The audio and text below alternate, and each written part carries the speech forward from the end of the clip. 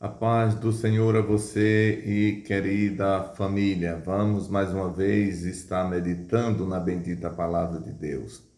Para tanto, vamos estar lendo um texto que está no livro de Jó, capítulo 42, versículos de número 10 até o versículo de número 15, que nos diz o seguinte: E o Senhor virou o cativeiro de Jó quando orava pelos seus amigos. E o Senhor acrescentou a Jó outro tanto em dobro a tudo quanto dantes possuía. Então vieram a ele todos os seus irmãos e todas as suas irmãs, e todos quantos dantes o conheceram, e comeram com ele pão em sua casa. E se cordoeiro dele, e o consolaram de todo o mal que o Senhor lhe havia enviado. E cada um deles lhe deu uma peça de dinheiro, e cada um pendente de ouro. E assim abençoou o Senhor o último estado de Jó mais do que o primeiro, porque teve 14.000 ovelhas, e 7.000 camelos, e 1.000 juntas de bois, e 1.000 jumentas. E também teve 7 filhos e 3 filhas. E chamou o nome da primeira Gemima, o nome da outra Késia, e o nome da terceira Queriapuque. E em toda a terra não se acharam mulheres tão formosas como as filhas de Jó, e seu pai lhe deu herança entre seus irmãos. Meus queridos, mais uma vez a nossa gratidão por tê-los conosco aqui no nosso canal, onde diariamente nós estamos meditando na Santa Palavra de Deus. Você que já é inscrito no canal, tem compartilhado, tem deixado o seu comentário, a nossa gratidão de coração. E você que ainda não fez, nos ajude. Você ajuda muito esse canal a ser conhecido depois de nós. Você deixando o seu like, você compartilhando, se inscrevendo, você vai ser notificado todas as vezes que tivermos um conteúdo novo, e o YouTube também enviará outras pessoas depois de nós. Vamos então meditar na bendita palavra de Deus. Meus queridos, o texto que nós acabamos de ler é um texto que registra os últimos momentos da vida de Jó. Sim, os últimos momentos. Não quer dizer que nesse momento Jó estava já perto de partir. Não é isso. Mas ele registra o momento da restauração até os últimos dias de vida que Jó ele viveu. O capítulo 2, capítulo 3 do livro de Jó, especialmente o capítulo 2, nós encontramos quando Jó ele é acometido por uma grande enfermidade. A Bíblia diz que Satanás foi até Deus e pediu para tocar em Jó. Pediu para que tirasse a propriedade de Jó. Jó era um homem bem-sucedido, era um homem crente, um homem temente a Deus, e a Bíblia diz que Deus permitiu que Satanás tocasse nos bens que Jó tinha. E a Bíblia diz que todos os bens de Jó foram embora. Jó continuou fiel a Deus. Depois ele volta de novo e diz alguma coisa a Deus sobre a fidelidade de Jó. E Deus permite que Jó sofresse uma outra investida de Satanás quando ele perdeu os filhos, quando ele perdeu a própria saúde. A Bíblia faz o registro que Jó, ele teve uma doença grave na pele, ele coçava a sua pele com um caco de telha.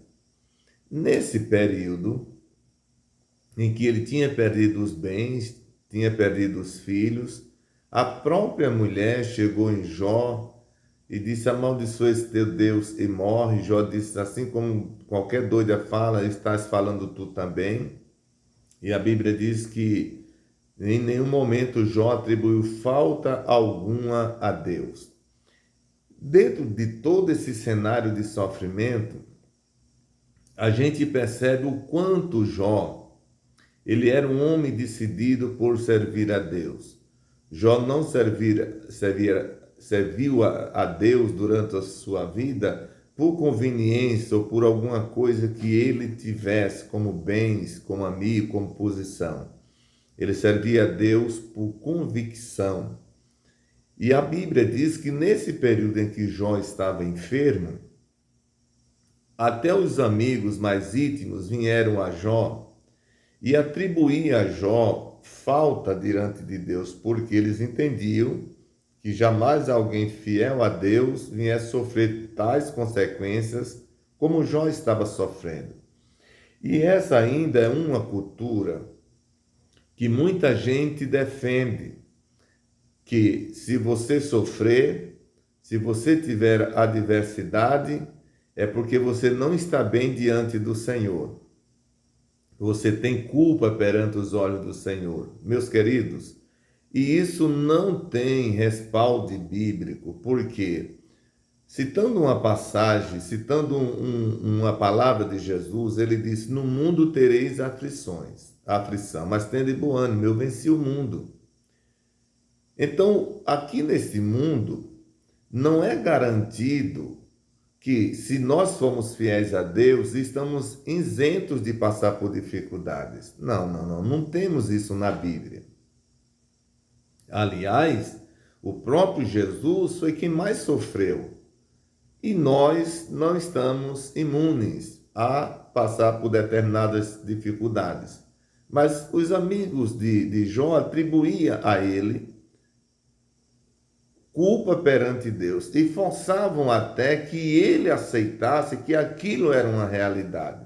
Porém, Jó, ele tinha sua consciência tranquila de que não tinha pecado contra o Senhor.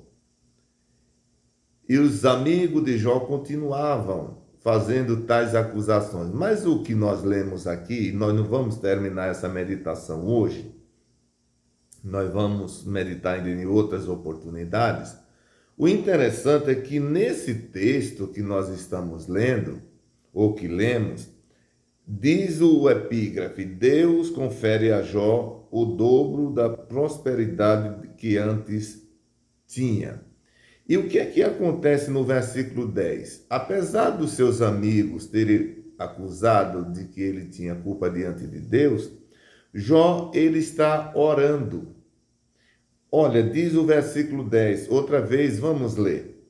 E o Senhor virou o cativeiro de Jó quando orava pelos seus amigos. E o Senhor acrescentou a Jó outro tanto em dobro a tudo quanto dantes possuía. Observe bem o papel desempenhado de Jó nesse momento. Ele estava orando pelos amigos, aqueles amigos que havia acusado ele de culpa perante Deus, e naquele momento que ele estava orando, Deus vira o cativeiro de Jó, ou seja, o quadro de dor, de perca, de sofrimento, de decepção, é mudado naquele momento. Queridos, tem hora que eu fico pensando como é a lógica divina.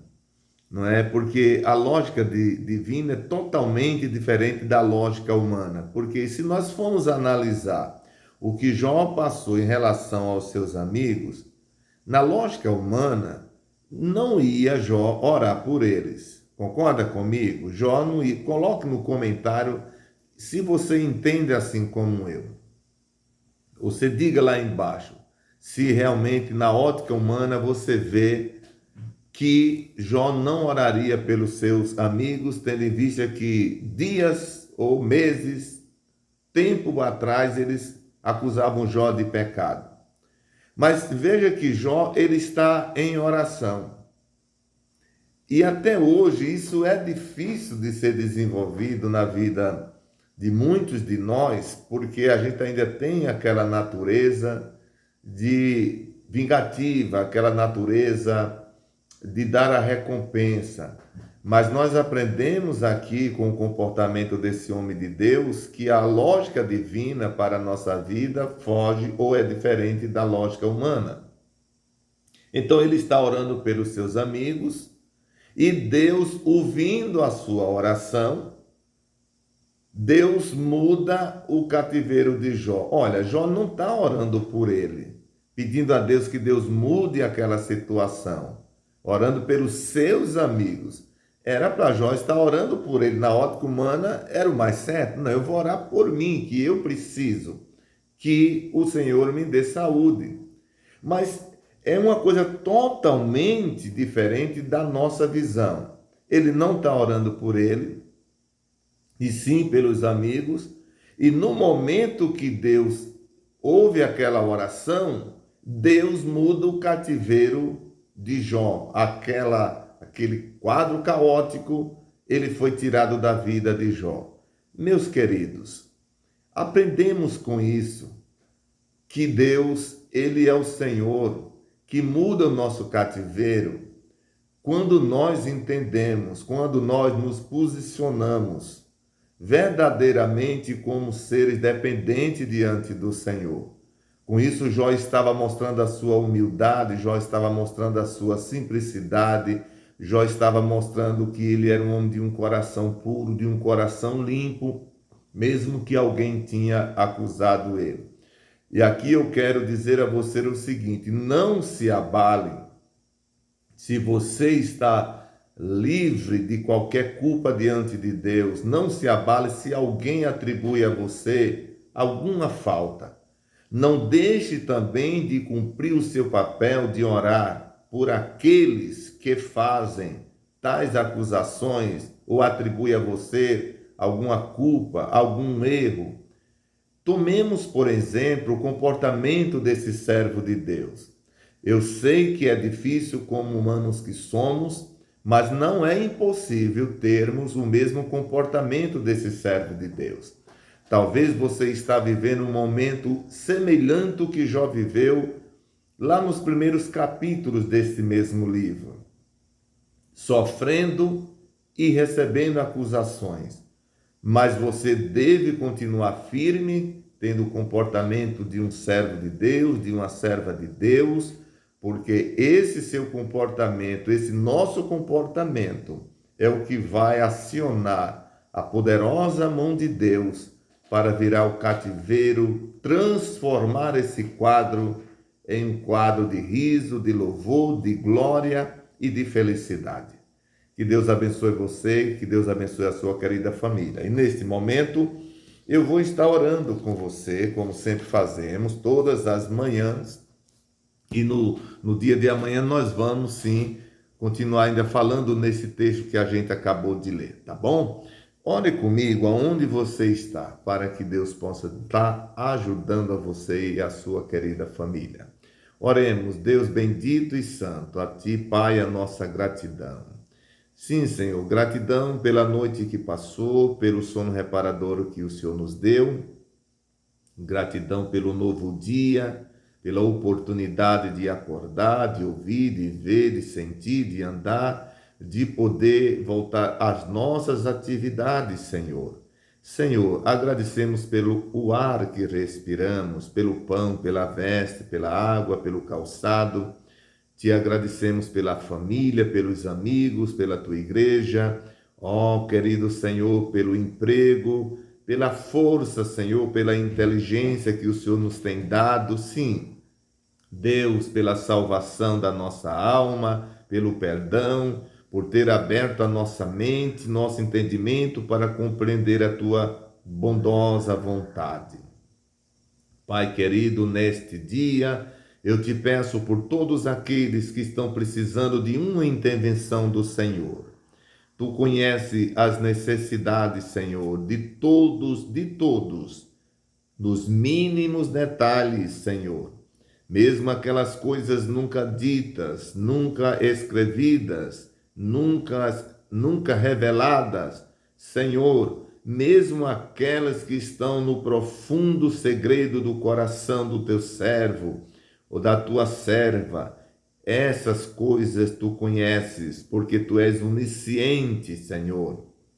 E esse atributo que somente a ti pertence, faz com que o Senhor conheça mesmo as coisas mais ocultas do interior do ser humano. Deus visita nesse momento a todas essas pessoas que estão sofrendo, angustiadas, aquelas pessoas que estão tristes, aqueles que estão com perca, Senhor, seja qual for o nível, em qualquer que seja a área de sua vida. Abençoa as famílias que estão em inquietação. Deus, os órfãos, as viúvas, os que estão nos hospitais, passando quadro horrível de enfermidade. Entra com saúde, grandioso Senhor. Tu és o médico por excelência. Os que estão indo submeter a cirurgia, a usos médicos, Senhor. Abençoa a nossa igreja, abençoa o teu povo nessa cidade, neste Brasil, no mundo, os missionários. Abençoa a nossa cidade, Senhor. Abençoa Ribeirão Preto com a tua grandiosa bondade. Abençoa o nosso país, Deus eterno. Neste momento eu te peço por aqueles que estão indo ao trabalho. Prospera seu dia, os que voltam depois de uma noite de labuta, dá-lhes um sono reparador. Senhor, recebe a nossa oração, nos ensina a te servir melhor, a proceder, Senhor, como o teu servo Jó procedeu, não levando em conta, Senhor, as acusações, as pedras que vêm em nossa direção, mas que possamos nos comportar como verdadeiros servos e servas de Deus, para que o teu nome seja glorificado. Nos dá humildade, temperança, domínio próprio e graça suficiente para termos o comportamento que venha glorificar o teu nome. Assim, nesse dia, eu te peço pela minha família e por todas as famílias, a tua bênção, Senhor. Em nome de Jesus. Amém. Muito bem, chegamos ao final desse nosso vídeo e, mais uma vez, eu peço que você se inscreva no canal, compartilhe o vídeo, deixe o seu like, deixe o seu comentário. Se você oraria por aqueles que fizeram você sofrer como os amigos de Jó, se você faria isso. Deus abençoe você e família. Até o próximo, se Deus quiser.